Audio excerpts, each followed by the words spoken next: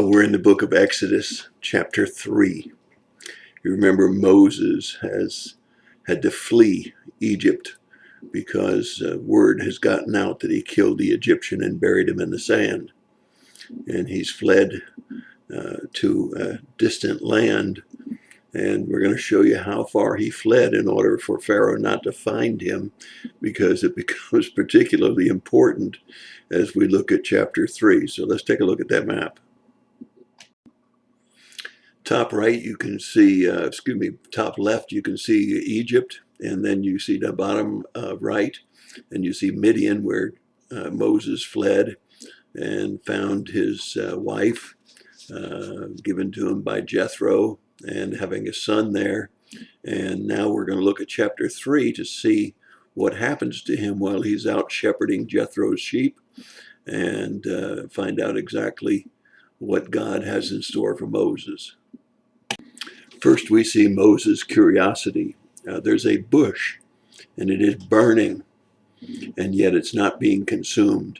Now, that would be like looking in my gas fireplace where I have some ceramic logs, and the gas fire is up between those ceramic logs, but those ceramic logs don't get burned up. They just sit there.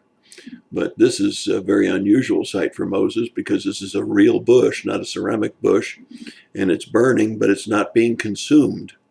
And it tells us that an angel of the Lord appeared to him, but a voice of God came out of the bush, and Moses' curiosity was too much for him. He had to go over and see what was going on.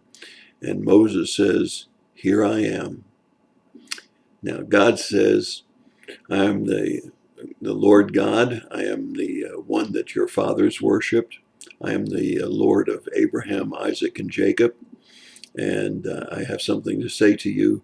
Take off your shoes. You're standing on holy ground."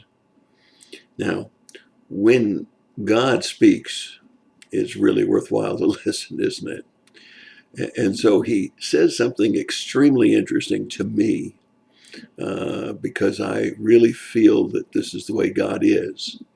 In verses 7 and 8, God says to Moses, "I have seen, I have heard, and I feel the sufferings of the people."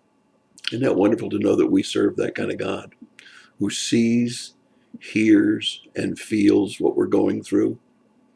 And he says to Moses, "I've come to deliver you and deliver the people, and to bring you to a land flowing with milk and honey, good and spacious land." But he also adds, and I think a lot of people forget this, and certainly the people of Israel seem to have forgotten it. He said, this land, which is good and spacious and flowing with milk and honey, is already inhabited by the Amorites, the Perizzites, the Hittites, and the Jebusites. In verse 9, he continues to repeat that he's heard and seen the oppression. In verse 10, he says, therefore. That's a good word, isn't it? Therefore, because of these things, I will send you to Pharaoh to bring them out. Now, wait a minute.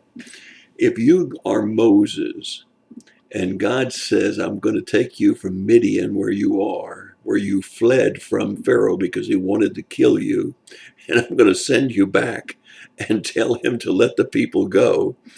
Can you imagine what Moses must have been thinking? What?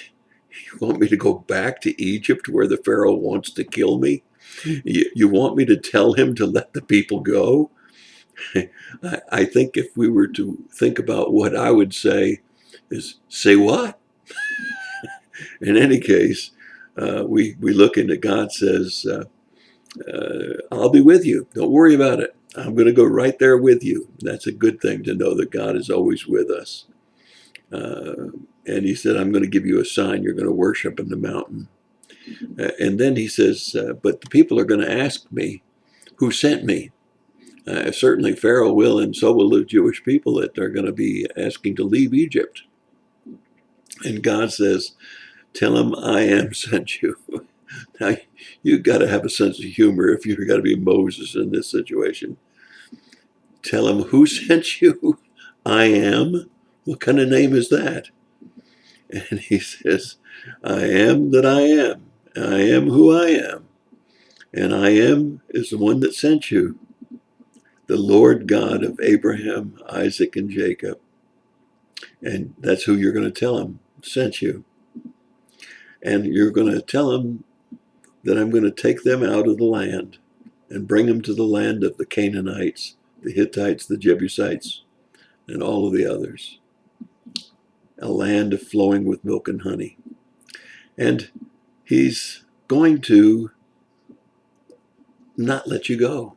Now, if you're Moses, first of all, you saw a burning bush that wasn't really being consumed.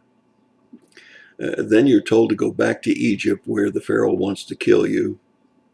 Then when you ask about who should I say sent me to both the Pharaoh and to the people there, you say, I am sent you. And now you're saying, but even after you go and do all of that, he's not going to permit you to go without compulsion. And you got to believe that Moses had to be thinking in his heart, well, why bother if he's not going to let him go? Except by compulsion. How can I compel the Pharaoh, the king of Egypt, to let the people go? And God knows our hearts even before we speak a word. And God clearly tells Moses, I'm going to do miracles. Then he will let you go. But he's not going to let you go empty-handed. You see, they're going to give you willfully silver and gold, ornaments and trinkets, clothing, and you're going to plunder Egypt without lifting a single sword or knife. Imagine that. Imagine God foreknowledge that Pharaoh's not going to let them go until he's compelled to do it under compulsion. And then when they go, they're not going to have to fight or battle. And they're going to walk out not with empty hands, but with hands filled with silver and gold ornaments and clothing. And Egypt will have been plundered without a fight. What a mighty God we serve. That's my thought for the day. I hope you'll stay tuned. Exodus is an exciting and wonderful book.